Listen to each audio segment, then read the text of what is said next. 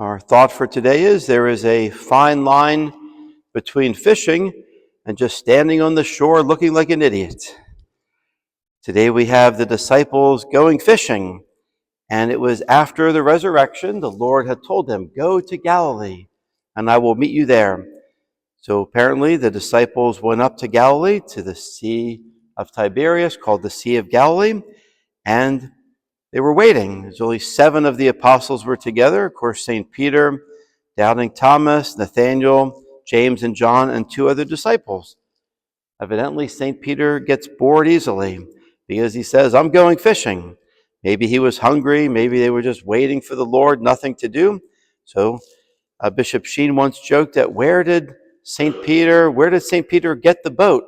He said he had given up everything to follow the Lord. Apparently, Bishop Sheen says he maybe saved the boat for a rainy day, just in case things didn't work out with the Lord. So they go fishing, and says they caught nothing. And this is a beautiful picture, really, of our life without Christ. It's so empty. Our life without the Lord, without the sacraments, without Holy Communion, it is empty. We catch nothing. And so the dawn rises, so they fished all night and were empty-handed.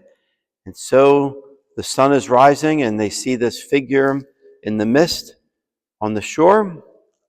They don't know who it is, but he calls out, "Children, have you caught anything to eat?" Why he calls them children, we don't know. These were grown men. I mean, John was probably a teenager, but the others were certainly in their 20s or 30s. Why does Jesus call them children? It's probably just to irritate them. They've already frustrated. They catch nothing, and here's this fellow on the shore calling them children. They respond, "No, we haven't caught anything." So the voice from the shore says, "Throw the net onto to the right side of the boat, and you'll find something." This was quite unorthodox because the way the boats were designed, the left side was lower, which meant it was much easier to throw the net over and pull the net into the boat. The right side had a higher side of the boat, which made it more difficult. And so, but they obey him. They obey this voice, and they throw the net over, and immediately it's filled with fish. And of course, it's John, the beloved disciple, who recognizes the Lord first. It's always the pure of heart that recognize the Lord. And John says, "It is the Lord." When St. Peter heard this, he threw on additional clothing, and he jumped into the sea and began swimming the 100 yards to the shore. He couldn't wait to be with the Lord.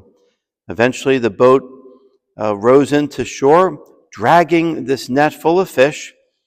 And notice what's waiting for them on the shore. What's especially waiting for Simon Peter is the charcoal fire.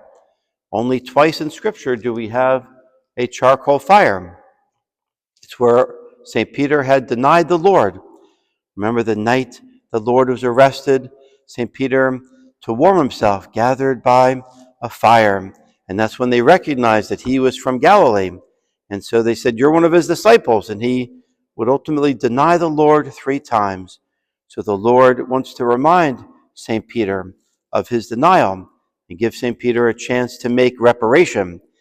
Now notice what happens when St. Peter sees the fire. He goes back into the water because it's, again, he couldn't, in a sense, he had to get out of the kitchen. It was too hot, and he realized his sinfulness. And remember, he had denied the Lord 3 times. So he plunges back into the sea to cool himself, and then he drags this net full of fish. He is the fisherman, the first pope. And so this large catch of fish, according to the fathers of the church, represent evangelization and the establishment of the church. And it says the net was not torn, which means the church will never be destroyed. Jesus predicted that. He said, "The gates of hell will never prevail against the church." How many fish were there?